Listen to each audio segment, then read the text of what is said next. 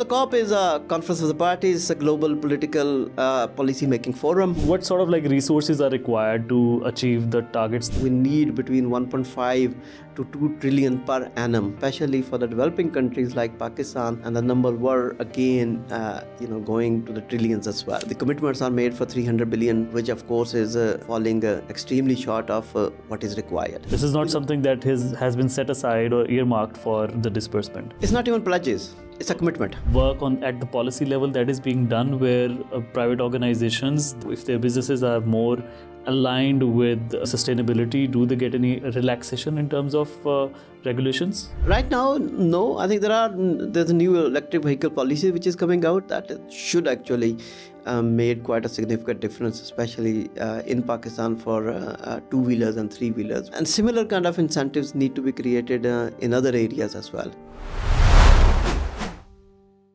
Worked a lot in Africa. I love Africa. अच्छा. और इसकी क्या वजह?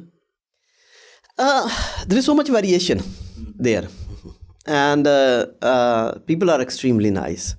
They're absolutely wonderful. Or if you are one of those के जो kind of cultural observations करना चाहता, तो वो variation बहुत है वहाँ पे. Westernized नहीं हुए. Western is very एक वो encompassing सी है. तो अगर आप यूरोप में कहीं पे भी चलेंगे थोड़ी बहुत वेरिएशंस है. अल्लाह जर्मनी, यूके, स्वीडन और दिस एंड दैट, उनके अपनी डिस्टिंक्टिवनेस होती है, लेकिन उसमें एक बहुत ज़्यादा यूनिफॉर्मिटी भी आपको नज़र आती है.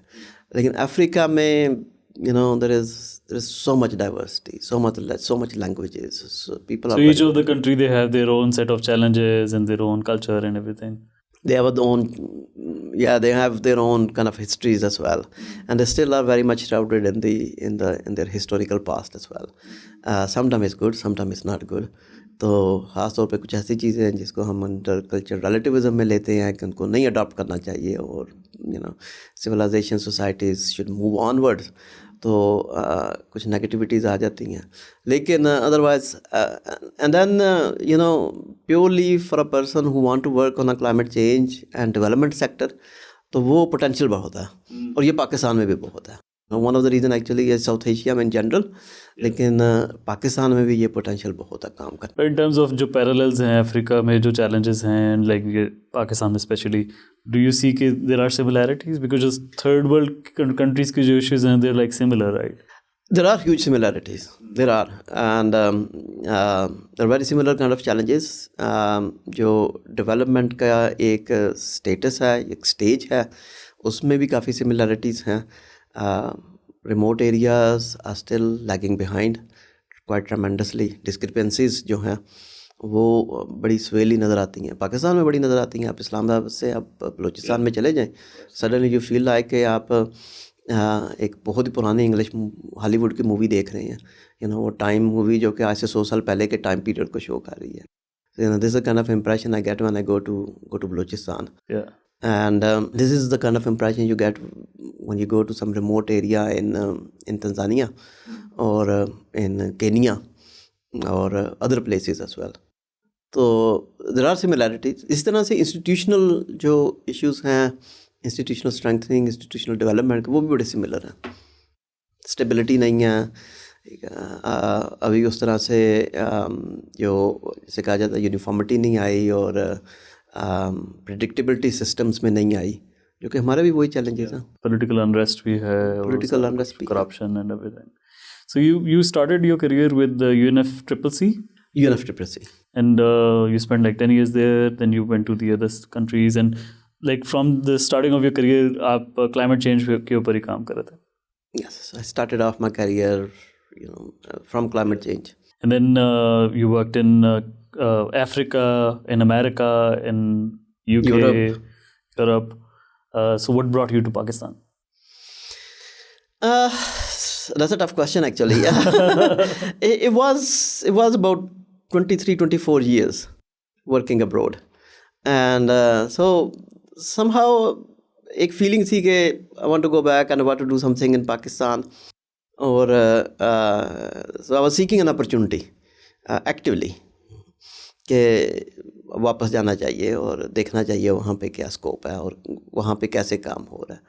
तो when you are seeking an opportunity, तो आपको अपॉर्चुनिटी मिल जाती है.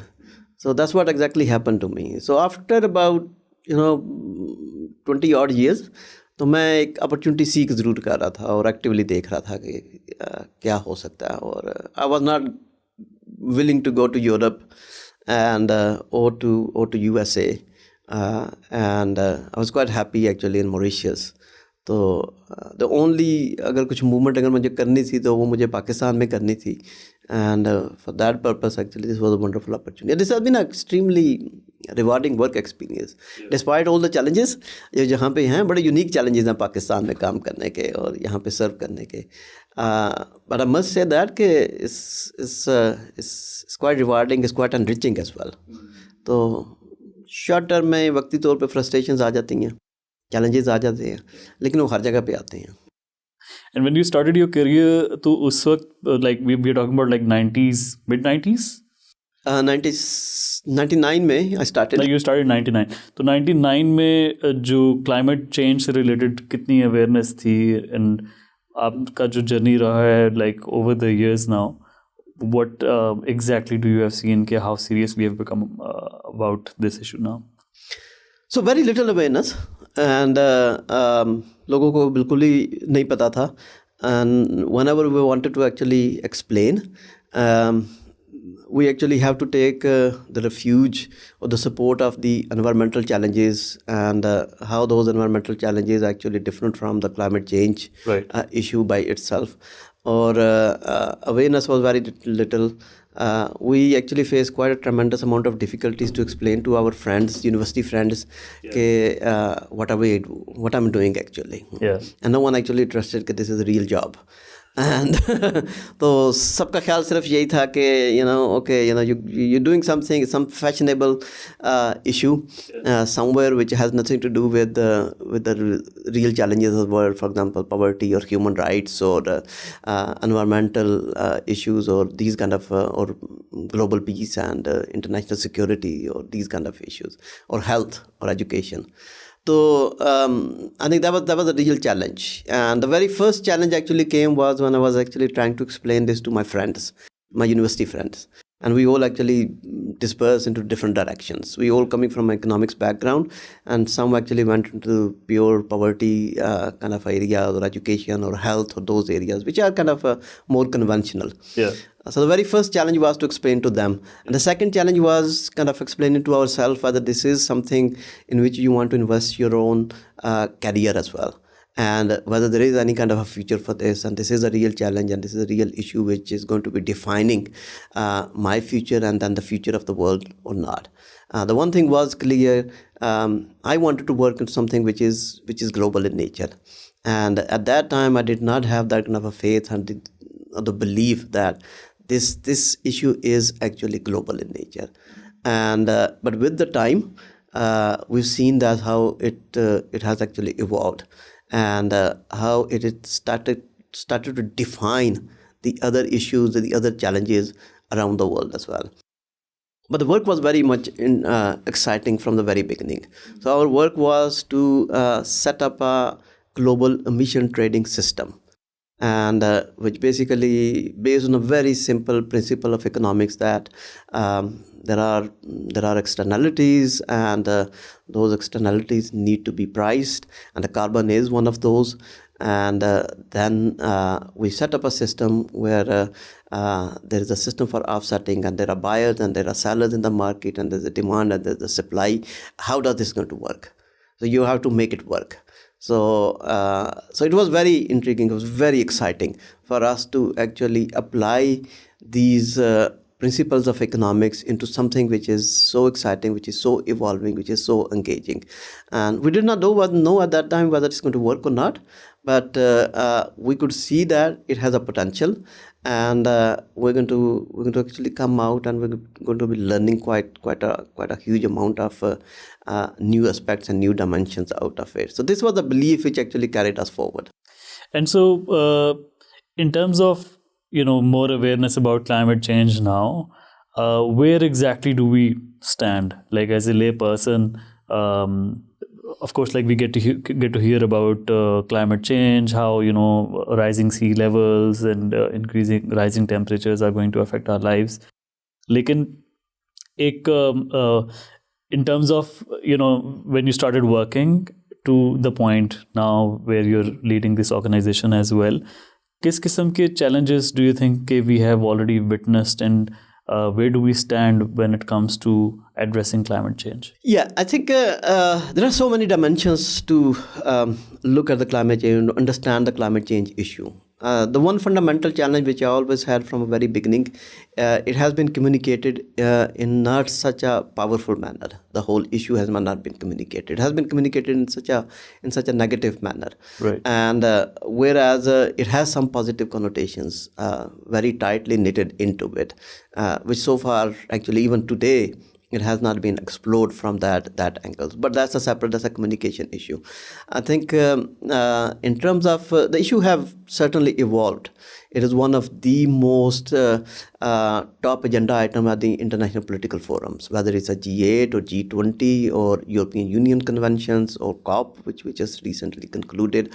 And similarly, we actually starting to see in the developing countries, including in Pakistan as well, we're starting to see that in the political forums, in the assembly, in the Senate, and other political forum, we are seeing that the issue is being discussed more and more. And the reason is the impacts are being felt more and more as well. Right. And so those impacts, especially in the case of Pakistan and many other societies like Pakistan, those impacts have come down to the level of the communities and the people and the farmers and the small businessmen and the small corporations. And they started having an impact. And most of the cases, the impact is adverse. It's negative impact. It's affecting their yield for a small farmer somewhere in Balochistan or rural Sindh, or there is a urban flooding in central Lahore, and then the small shopkeepers are being impacted, and similarly in other cases as well we are starting to see that. And then of course it's having a direct bearing and direct impact on the economy, in the GDP, and the loss of the productivity, and similarly in other cases.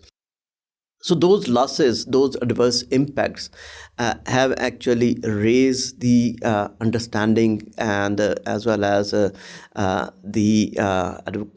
awareness about the issue itself in Pakistan. That I have seen is actually happening everywhere in all the societies, and they are the Western societies of developed countries or in the developing country. We actually started to see that. Now the other level of it is which is very purely scientific level of it, and which basically is is defining that the global average temperatures are increasing, and of course with the increasing concentration of the greenhouse gases into the atmosphere, and there are impacts on the changing in the weather conditions, and that of course is bringing another degree of destabilization and a discomfort to the people, to the societies, and to the economies as well. So rising sea level is one thing, and maybe not many people are being impacted, but then we know that a lot of the land is being eroded by the seas in a number of places around the world, including in Pakistan. So this is a real issue. It's a real challenge. If you go to Sindh, and the people who are getting affected because of the erosion of the land, or because of the erratic weather conditions in Balochistan or KPK, if you talk with those people, they will really explain you the issue of the climate change. And they will say a farmer in Multan and how their mango yield is being impacted, or the corn yield is being impacted. Right. And they will say that few years back the rains were something like this, the temperature increases and decreases were like this, humidity was something like this. Of course they will talk in their own very refined and simple language, but that's exactly what they're talking about. Those are the people who are actually talking about the climate change, and those are people who are actually being impacted year in year out by the impacts of the climate change. I think this is where we have to understand the issue of the climate change and bring into the policy levels, that how we actually safeguard, protect those people, and what do we need to do. and there's a lot which can be done. But I think this is a way of looking at it. So I think in terms of communication, in terms of raising the awareness, I think the communication level need to be fundamentally changed on the issue of climate change, and it has to be brought into the simple terms, and in a kind of a non-scientific terms. Of course, when the scientists are sitting and they're talking, they can't talk about how the global level temperature is increasing, what is the impact. But then when you are actually bringing to the policy level, you need to look at it from the impacts point of view. And then there's, of course, another level, which is international level, when the global community under different international conventions and the treaties, when they are getting together and sitting their head together, they need to talk from that perspective, and they need to talk from a global perspective. Right. So there are many different levels, and it has to be treated, it has to be discussed in a very sophisticated and subtle way. Right. So you have identified these 3 layers into it. So one is like awareness at mass level. Everybody should be aware of exactly what they can do to mitigate the impact of climate change. Then the second thing you mentioned about is like at a national level. So policy making, I'm sure at a national level is important. And the third is global. So at global level, what exactly is happening in considering, this COP29 that has recently been concluded? So, what exactly is COP29? Tell us a bit about that, and how did it go? Yeah, let me. You were part of that. I was part of it. Yeah, I'm one of those lucky or unlucky ones who have been part of many COPs.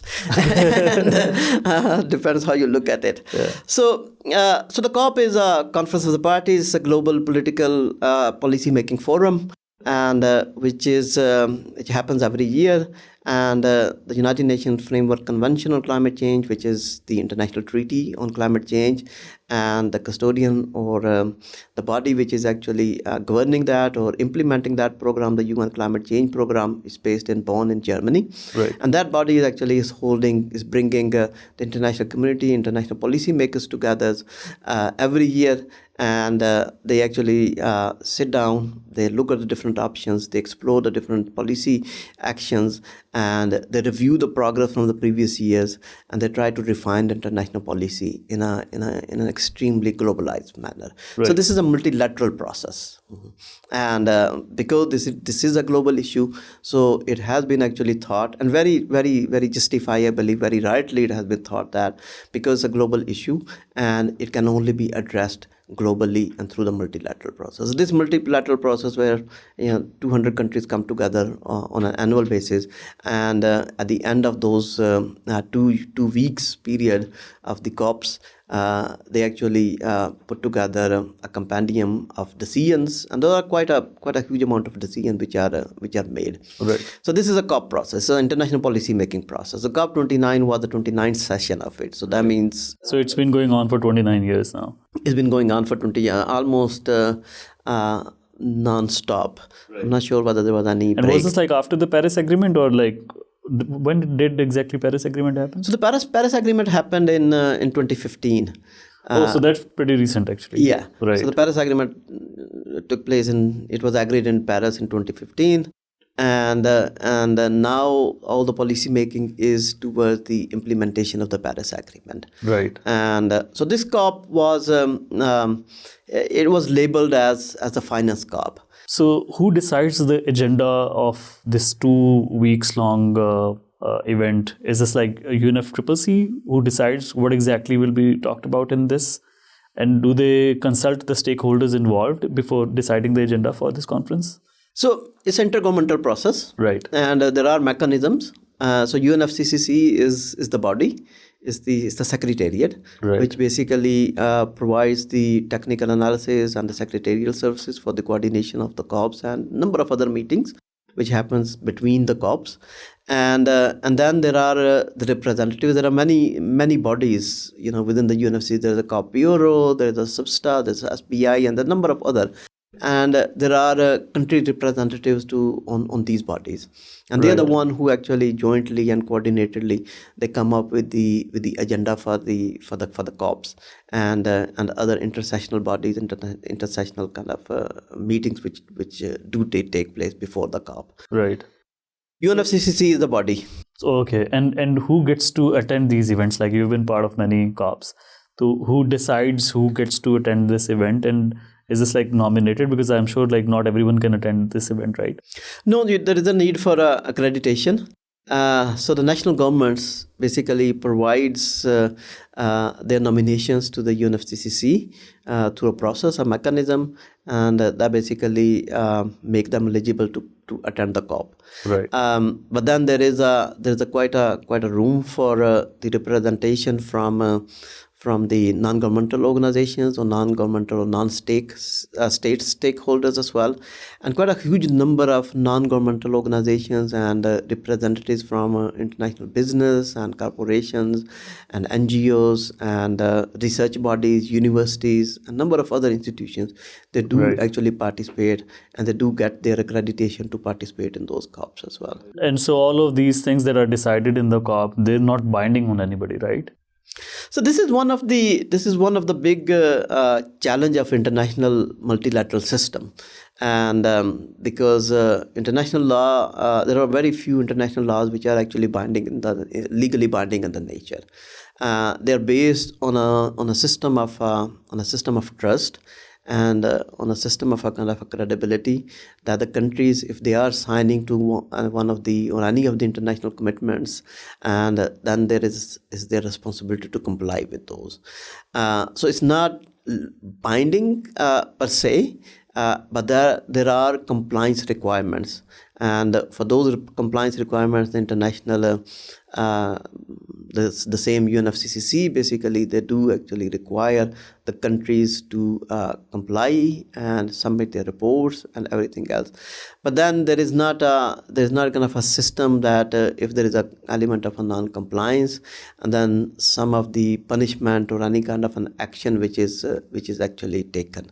So I mean that kind of a system is currently not part of these treaties. So what you're saying is like it's not binding on whatever is decided in the COP. It just is to the extent of a discussion, and there can be like a follow-up on it. But as such, it does not hold anybody accountable if there hasn't been any action on whatever is decided in one particular COP. Yeah, so it's not binding, but there is a compliance requirement. Right. So this is kind of a gray area between. So the countries have to take the action. They have to provide the reports. If they submit their NDCs that we're going to cut our emissions by 5% or 10%. So this is a kind of a binding commitment in a way that they are going to be cutting their emissions. Right. And they do submit their compliance instruments, their compliance reporting that we have cut down the emissions. But the system does not provide, the mechanism does not provide that if they do not do that, what kind of actions they are going to be liable. So failure to compliance does not lead to any sanctions on any particular country. They're like free on that end, right? They're free. So it's from that angle, it's kind of a voluntary in nature. Okay. It's voluntary in nature, and it's based on the understanding that this is in the interest of every country to basically contribute and to take action. So I think this is the understanding on which at least this part of the international system is based on. And so every year the theme for COP is a bit different, so that there can be one particular focus on one thematic area, right? Not necessarily. This was actually just to highlight and emphasize the finance issue. So this issue was finance. Otherwise, all the themes that basically run in parallel, and during the COP, even this COP, there were thematic days, on adaptation, on finance, on international cooperation, on health, and similarly those issues. But predominant focus was on financing, right? Yes, this year round it was labeled as a finance, and that actually raised quite an expectations of everyone that the big announcement is going to come out of the COP, which did not happen. Right. So that's which why is where I think like most of the participants, they were also a bit disappointed with the outcome. No, I am disappointed. Right. Frankly, I am actually disappointed as well. And I mean, very rightfully, they are disappointed because at the end, what we have seen is the commitments are made for $300 billion per annum until 2035, and which of course is falling extremely short of what is required. Can you like explain a bit why exactly we need this much amount, and how does it help to achieve the overall objective of mitigating the impacts of climate change? Yeah, so when the climate change convention was established, agreed, and there were provisions, and there are provisions still in the UNFCCC convention that the developed countries are going to be providing the financial and the technical assistance to the developing countries, right, for mitigating climate impacts, and also for adaptation purposes. And there are a number of other provisions which are associated with this. And then over the period, all these different provisions were emphasized and re-emphasized and further strengthened that the developing countries are going to be providing the technical assistance for to the developing countries for their mitigation action. Right. Now, why it is needed is because when we are talking about the climate action, we're talking about adaptation, or we're talking about the mitigation, it basically needs that some kind of a transformation need to happen, some kind of a change need to happen. If we are talking about the farmers and because of the climate change, because of the concentration of the greenhouse gases, now the weather conditions have become so erratic, and the raining season patterns have changed, and the humidity and the heat levels have changed as well. So that of course having an impact on the agriculture, on the yield, and other species as well.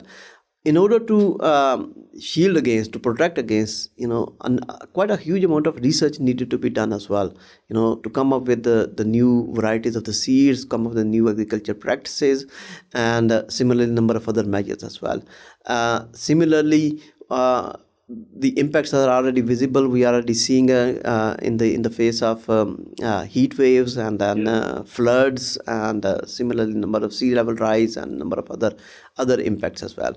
To address those as well, there is a need for financing. Okay, so for example, when we talk about resilience, so you need infrastructure which can sustain the disasters, right? Which can be exactly more, like you mentioned, that you need finances for the research, you need finances to address other challenges that would actually either help you adapt or mitigate the impacts. Yeah, exactly. So the infrastructures need to become a lot more resilient. Right. And in many of the cases, actually, because of the floods or because of the other droughts and other kind of impacts, we are actually seeing quite a disastrous degree of impacts on the economies and the societies. And in case of Pakistan, we know that because of the flood 2022, there were losses and the damages amounting to something around $30 billion. So that's something which is not too far in the past. And similarly, in other sectors as well, we are actually seeing the impacts, and we are actually seeing the losses, and we're seeing the damages. Right.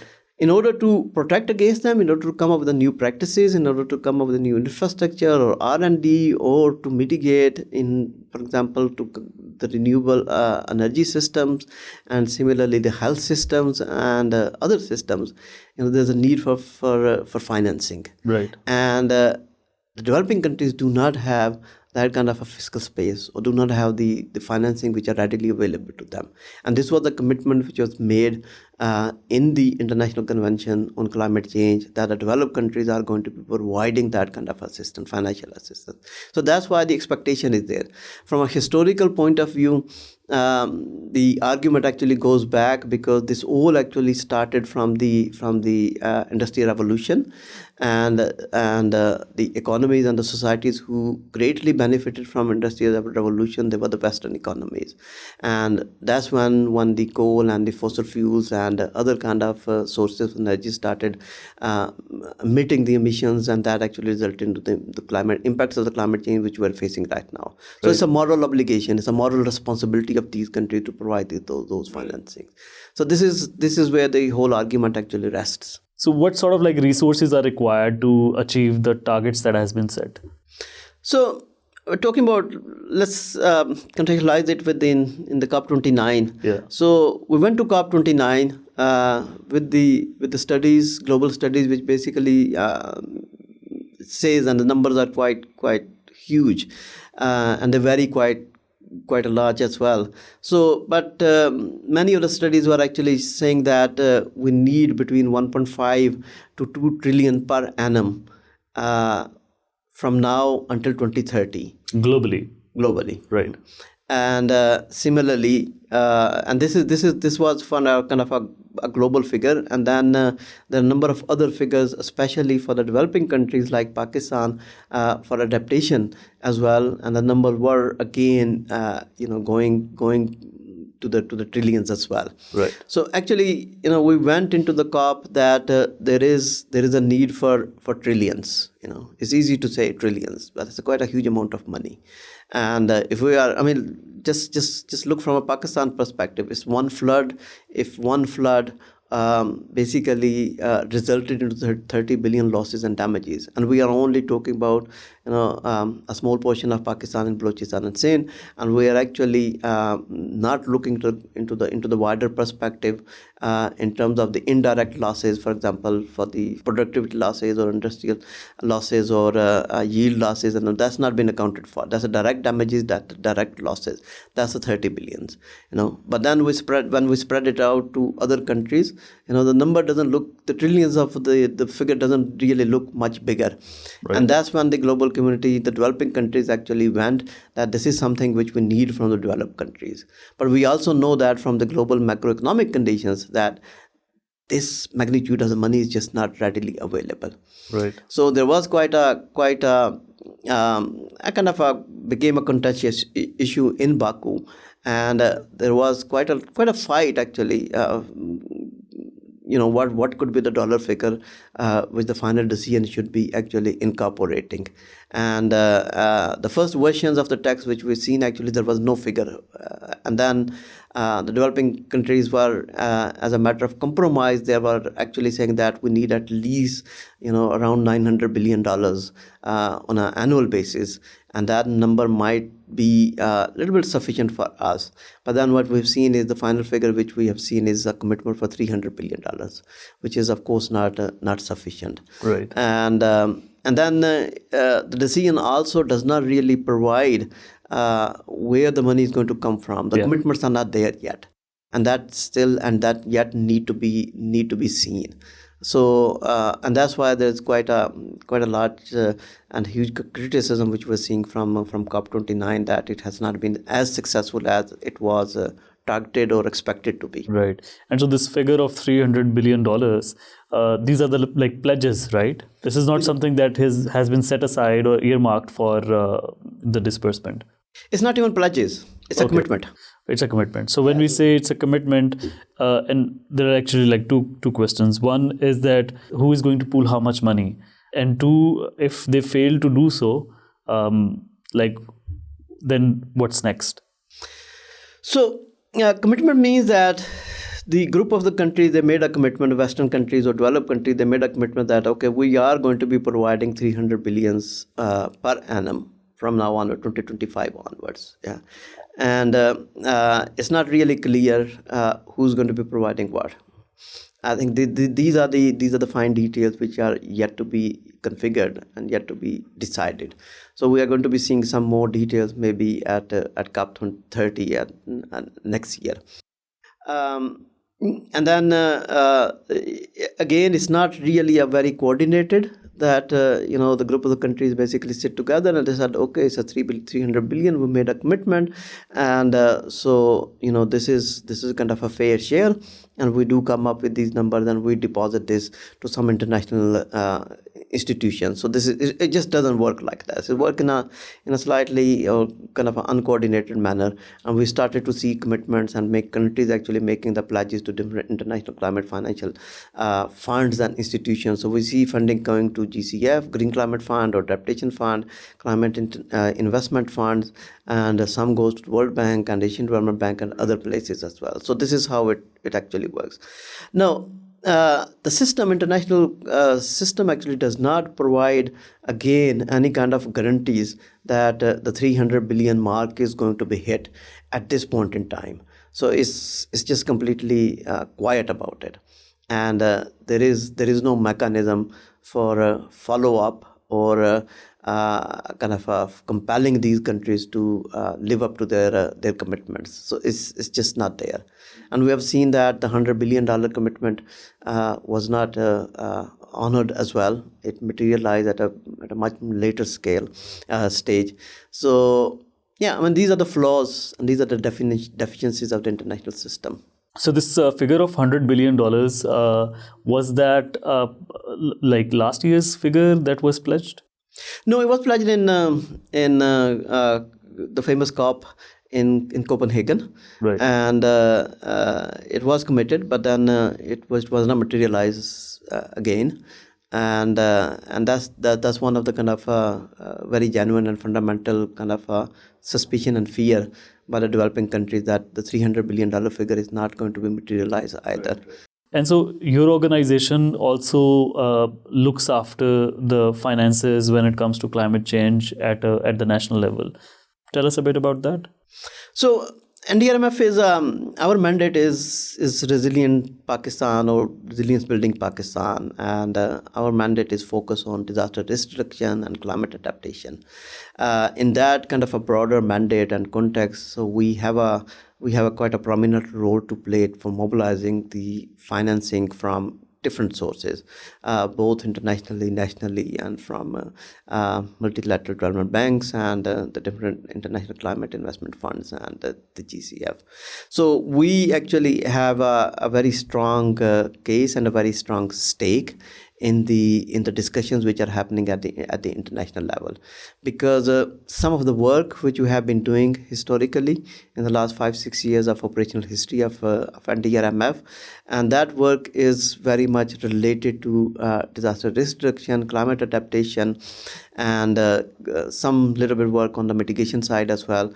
And so we believe that any of the international decisions, of course, which are going to be made, they are going to be having the implications and the bearings on Pakistan, and then from Pakistan on NDRMF. And that's why we went to COP29 as well as the last COP as well, and we were supporting the federal government and the different government institutions, the COP, in terms of preparing as well as promoting the Pakistan's narrative and bringing into the awareness, into the limelight, the challenges which Pakistan is facing. At the same time, the work which NDRMF is doing. Right. So because we are the federal government fund, and some of the climate finance which actually comes to Pakistan, or the disaster risk financing component, which actually is one of the mandate of NDRMF, and that funding is actually rolled out in the shape of the different projects through NDRMF. Right. So that's why we had a very strong case and we had a very strong interest, and with this kind of a strong role, we went to the COP29. And we supported the government, but at the same time, we're doing a lot of advocacy and lobbying with the different international institutions and highlighting the challenges which Pakistan is facing. Right. And so what I understand is that NDRMF has different sources of these funds. You also collaborate closely with the international donor agencies. You also have a fund from the government itself. And so when it comes to the assessment of how much do we need nationally, mm-hmm. and how much we've been able to raise so far, what's the gap so far? So we haven't been able to do a very comprehensive kind of an assessment of what is needed. Flood 2022 actually was an opportunity, and a comprehensive amount of the work was done in terms of the losses and the damages, and that actually provided a kind of a defined figure for 30 billion, which was damages and losses. But in terms of the reconstruction and rebuilding, the number, of course, is it runs into the trillions, even in case of Pakistan as well. Right. But then, so trillions of dollars that we are talking about. The trillions of dollars we're talking about over a long period of time. Right. If we're talking about 2050 or something of this kind of a time scale, and but there are several studies which basically show that the amount of kind of funding which Pakistan is going to be needing in order to adapt its systems, its agriculture system, health system, infrastructure, and similarly its industry and other sectors of the economy. They also go into the several of billions of dollars as well. And similarly, if our commitment to reduce our emissions, although we're not the biggest contributor of greenhouse gas emissions into the atmosphere, but at the same time we want to show our commitment to the global community that we want to reduce and we want to transition ourselves to the renewable sources of energy, and that again actually required quite a substantial amount of funding for that purpose as well. Right. So, but a comprehensive work hasn't been done in terms of the coming up with a number which basically define our total need for climate finance. And similarly, but Pakistan has been actually investing as well as spending quite a substantial amount of resources from its own budgets and its own resources on a different climate action programs, and that number is being accounted for now. Right. And there's a process going for the budget tagging, for climate sensitive budget tagging and other kind of the work, which of course down the road is going to giving us a very definitive figure in terms of how much we have been investing and spending from our own resources. Right. So what is coming to Pakistan? Again, there is an effort right now which is going on in terms of the climate finance, which have actually flown or came to Pakistan. Again, we do not have the exact number. And the one biggest challenge is kind of a conceptual challenge, which is that there is no kind of an agreed definition of what is climate finance, and that's a global kind of a challenge, and which the global community or the global kind of a policy makers have not been able to come up with the definition. But there are operational or the functional definitions, and everyone actually takes the different definition and come up with very different numbers as well. But again, Pakistan has not been one of those countries who have benefited anything significantly from international climate finance financial resources.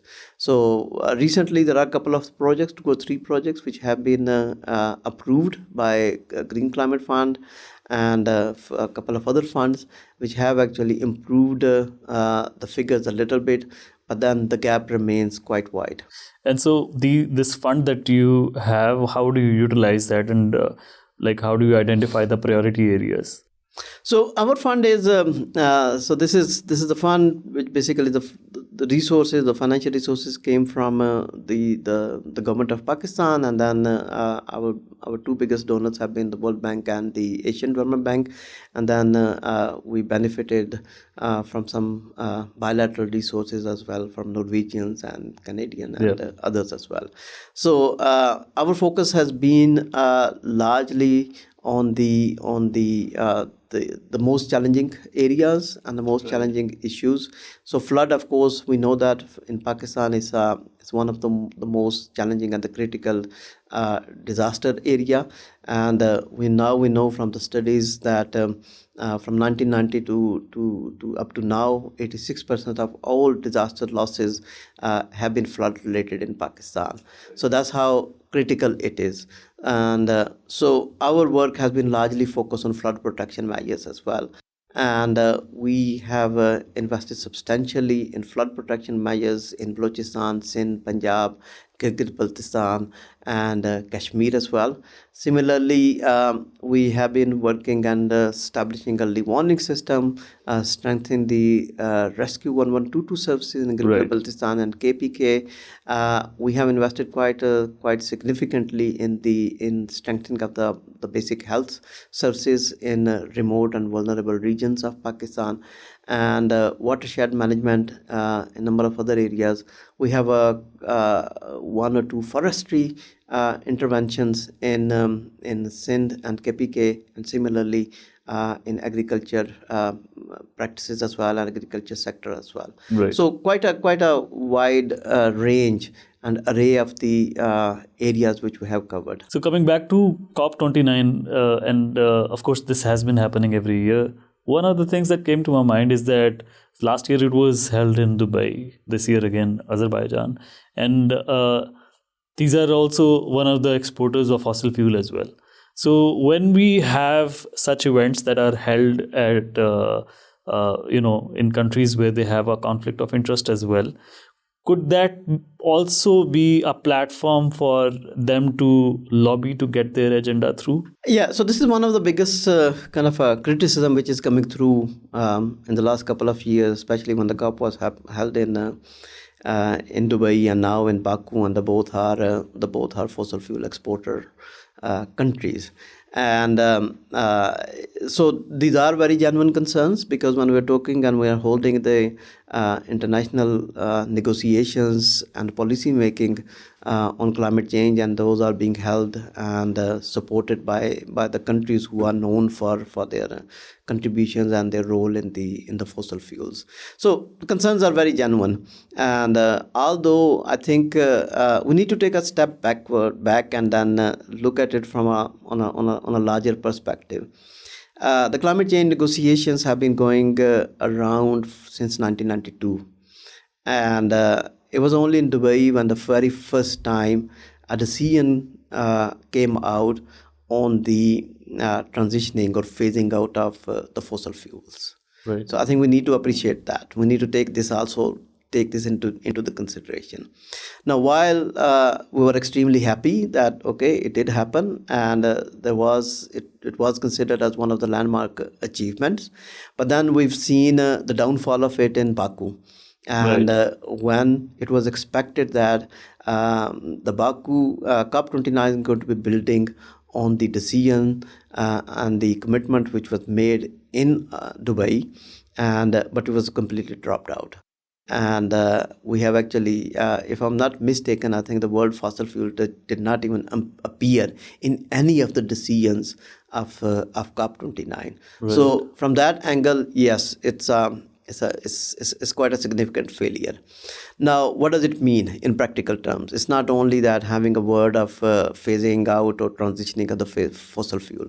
Now we know that there's an adaptation component of it, but then we also know that the solution to the issue of the climate change is to decrease or to reduce the concentration of the greenhouse gases into the atmosphere, and that basically needs and that requires the decarbonization.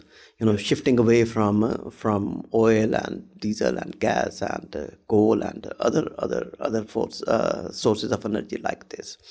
Now that has been that did not happen, and one of the reasons actually we were not extremely happy about that as well, because NDRMF have actually quite actively engaged itself for initiating the action on decarbonization here in Pakistan. Our engagement with some of the oil and gas companies here in Pakistan, for example, OGDCL and Mari Petroleum and several others, who in Dubai actually became part of this global charter for decarbonization. Right. And they are very actively working on the decarbonization, actually transforming themselves into more renewable energy companies. And they actually seeking help and technical support from NDRMF. So we actually went there and we hope that, there is going to be a new impetus, there is going to be a new energy in Baku, and that basically is going to be supporting us as well and giving us the kind of a vigor and energy which we need to support these companies and start this whole discussion and whole initiative on decarbonization in Pakistan. Unfortunately, this did not happen. Right. And many climate practitioners and climate activists, they are extremely unhappy about it. So this is going to be remaining quite a disappointing mark on the outcomes of COP29. Right. And do you think like a global event like this also makes us have false hopes, and rather than us getting our house in order, we keep waiting for some external intervention to get things right. So do you think this can, although of course, like the global community, if they work together, things can become easier for each of the nation, but at the same time, it also gives those false hopes where we start to have higher hopes from the external help than getting our things in order. Yeah, your concern and your observation is very much right. Not only it giving is giving a false hope, but the multilateral process has a lot of advantages, but at the same time it has huge disadvantages as well. And we have actually seen this in COP29, and we've seen that decisions were not taken, and there was a lot of negotiations. There was a lot of kind of a political kind of a negotiations going on as well, and every decision, or the most of the decisions actually which we see as the final outcomes, they are compromised decisions. Whether we're talking about a decarbonization or adaptation roadmap, or $300 billion figure, or just transition, or response measures, or similarly technology transfer. Every decision is a compromised decision. Right. So while there's a built-in strength in the system, it also have its own kind of weaknesses and deficiencies as well. It's extremely difficult to bring 200 countries with competing interests to one compromise and one decision. And that's one of the biggest kind of a deficiency of this whole system. But then the global community hasn't come up with an alternative way of doing things either. There's a lot of talk is happening right now. There's a lot of discussion going on that the COPs should not be that huge, and everything should not be actually left for those 2 weeks time period, but there's a need for a continual discussion throughout the period, and then only very refined and firm up kind of a decision they reach to the COP level.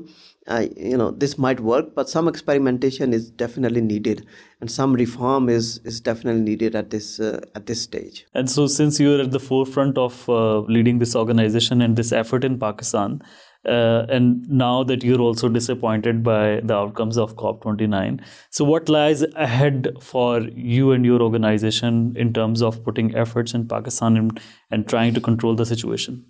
Yeah, so I think for the global kind of what is happening, and the reforms, and the kind of new ways of doing things, we from NDRMF, and I from my own kind of a personal level as well, we are going to be making the contributions, and we are going to be contributing into the global discussion forums that how this process can be reformed, how this process can be made more efficient and inclusive at the same time. So this is something which we are very much committed from NDRMF side, and we are going to be contributing at a global and international discussion forums, and we have actually started doing that as well to some extent. So that's one angle of it. Right. And we absolutely need to do that from that perspective. Now, at the national level, now NDRMF have passed through kind of its own transition, its own reform, and a repurpose kind of a phase. And we came out from an organization which was very much focused on the DRR, and within the broader perspective, the DRR into the flood protection, early warning system, in a few areas.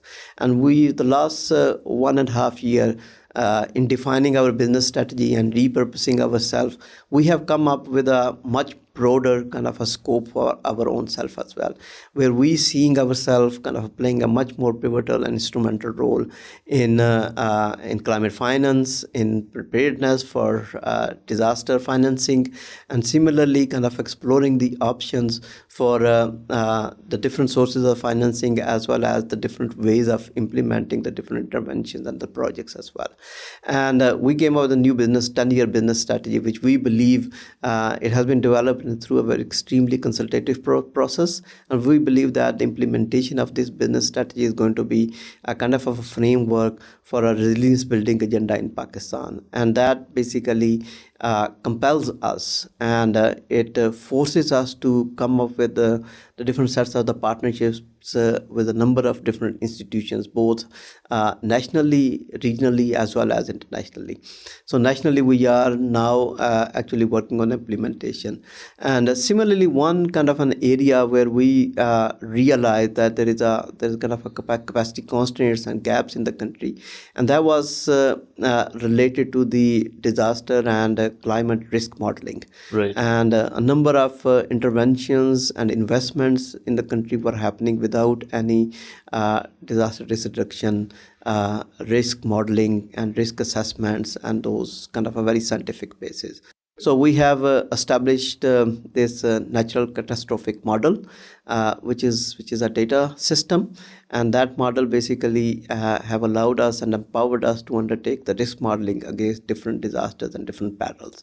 And this is the service which we are actually providing not only for ourselves but number of other institutions as well, and allow them to, before you make an intervention or design a project or a program or an investment, you actually you can request us, and we can actually undertake we can model it out that this particular region or sector, what are going to be the different impacts in the case of the different disasters. And that gives you a very scientific picture whether you should be making those kind of investment in that region, in that locality, or in that sector at this particular point in time or not. So these are the few areas in which we are actually moving ahead. And this basically allow us to expand our scope, and then to be a lot more engaged with our partners, and then expand the horizon of our interventions and the work as well. Right. So like you mentioned that, there is no right way of doing things, and at global level, we need to continue to make those partnerships and continue to strive for, joint solutions at the same time to find local solutions and keep working on the things that are in our control. Exactly. So this is exactly what we are actually planning to do, and then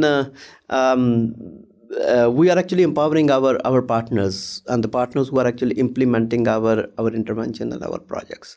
So instead of we doing this, we want our partners to actually be on the ground and take a lot more ownership, and they can be engaged with the communities a lot more, and they can do this better than us. Yes. So that's why we are empowering, we're building their capacities, we are building their institutions and providing all kind of support for them to be our arms and feet and ears and eyes on the ground for us. So in terms of your partners who are working, development partners who are working on this with you, how do you see the role of international development organizations and organizations that are helping on ground as well? They have a huge role to play, actually, international organizations, and the one is that they have the huge benefit of working in so many different regions and locations, and we can actually learn a lot from them in terms of the best practices, and some of those practices which might not have been experimented or not implemented in Pakistan.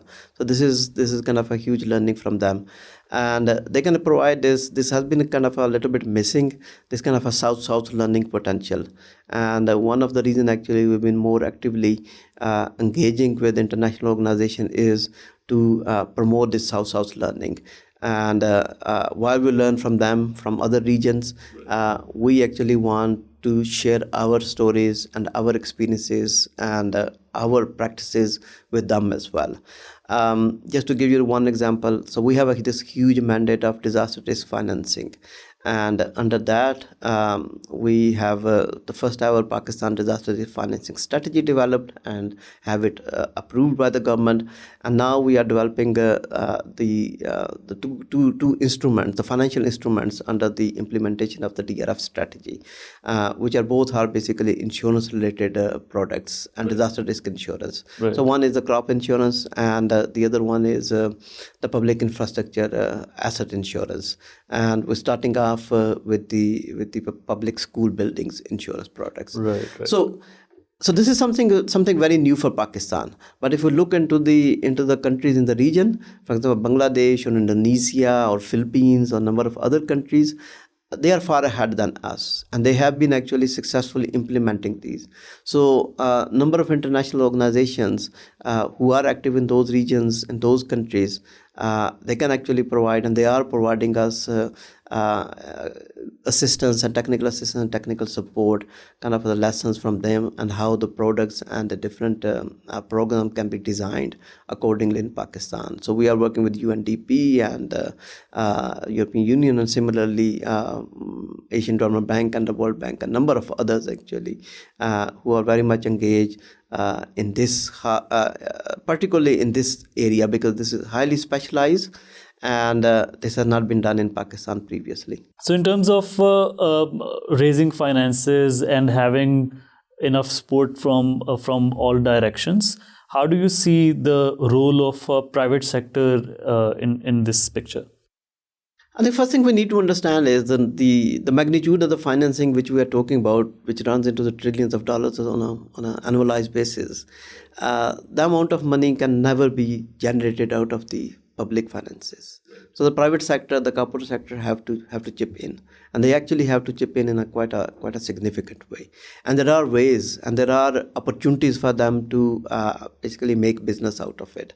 I just gave an example about the insurance and disaster risk insurance, or the public infrastructure insurance, and that's where the capital markets and the financial sector can play quite an instrumental role, and they can come up with the different insurance products, and they can actually provide insurance, and then they can make profit out of it as well, but at the same time they can insure the public infrastructure as well as the crops, and they can like any other insurance schemes. So there is a role for financial sector to play, and that role has not been fully tapped out in Pakistan, which need to be.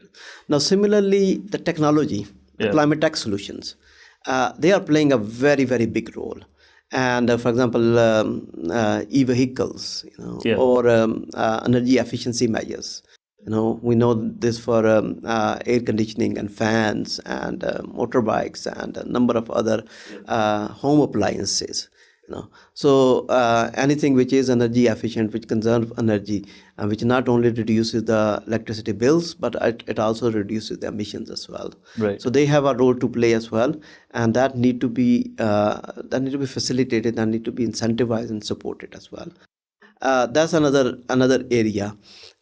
Similarly, in many other purely kind of a sector, for example, in energy generation and energy distribution, where the renewables still can play quite a big role, and they can again play a very big role as well.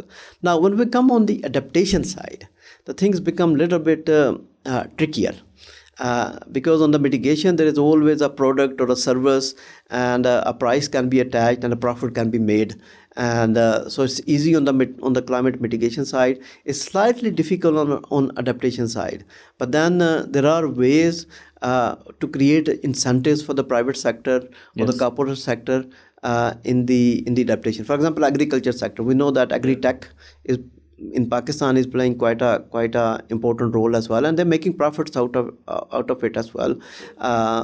Less water usage, less energy usage, and similarly supporting and financing the research in the new seed varieties, and less fertilizer.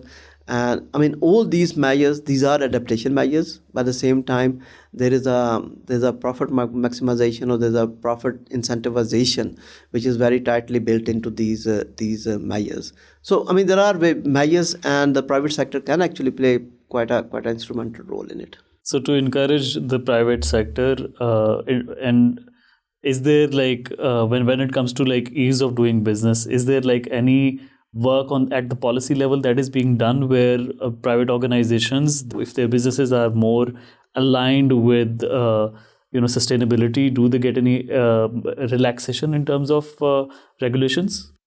Right now, no. I think there's a new electric vehicle policy which is coming out, and I'm sure that policy is going to be providing the kind of financial incentives and taxation incentives to the private sector, and that should actually made quite a significant difference, especially in Pakistan, for two-wheelers and three-wheelers, which are the biggest contributors of vehicular emissions in Pakistan. Right. And similar kind of incentives need to be created in other areas as well. But then, it need to be incentivized. The government should do this because this is in the interest and of the government as well.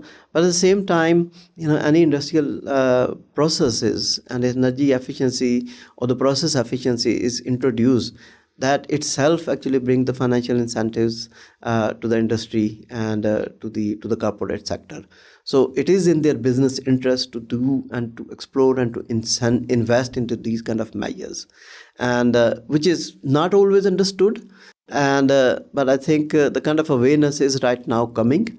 And with the passage of time, I think the industry is going to be looking into a lot more aggressively and sympathetically, and look into the process efficiency, energy efficiency, cutting down the chemical usage and the water footprint, and a number of other areas as well. And since that core of your expertise, you're an economist as well.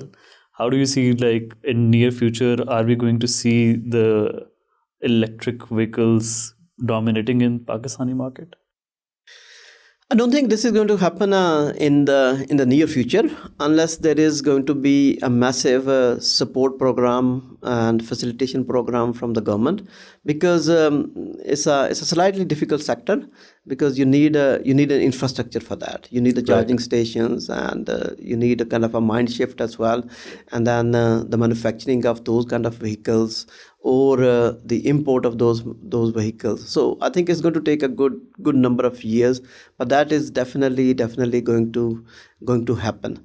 Right. And other countries are doing the same as well, but they're giving themselves slightly more kind of a time, and I see maybe 15 to 20 years, maybe a reasonable time frame for this kind of a transition and transformation to happen. Now, the international kind of a policy have some of the mechanisms, and which once again have not been fully utilized in Pakistan. So you must have been hearing a lot these days. Everyone is talking about the carbon market and the carbon credits. Yes. And that is very powerful mechanism.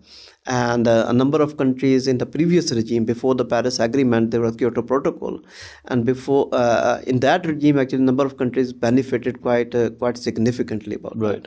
And one of the positive outcome of the COP29 was the agreement on the operationalization of the carbon markets. It's called Article 6 of the Paris Agreement, and that basically paves it, that open up the operationalization of the carbon markets. And so in Pakistan, there's quite a huge amount of potential for carbon credits in every sector, almost every sector. You're talking about energy, transport, industry, agriculture. Everything, whatever you kind of look, there's a need for technology transformation, there's a need for energy efficiency, there's a need for energy conservation that basically can be translated into the carbon credits under Article 6 of the Paris Agreement, which has been agreed, which has been operationalized at the last COP. So I think that need to be taken a lot more seriously. Right. And just in simpler words, how do you explain carbon credits? So carbon credit is a financial instrument. It's like a commodity. So the basic principle behind it is that to reduce the emissions, reduce the carbon wherever is most cost efficient to do that, and then the excess carbon which is reduced, that can be traded at the international market. Right. So any ton of a carbon which is reduced from the atmosphere, or it is avoided to release to the atmosphere, the impact, whether it is reduced in Pakistan or it is reduced in somewhere in the European country, is same.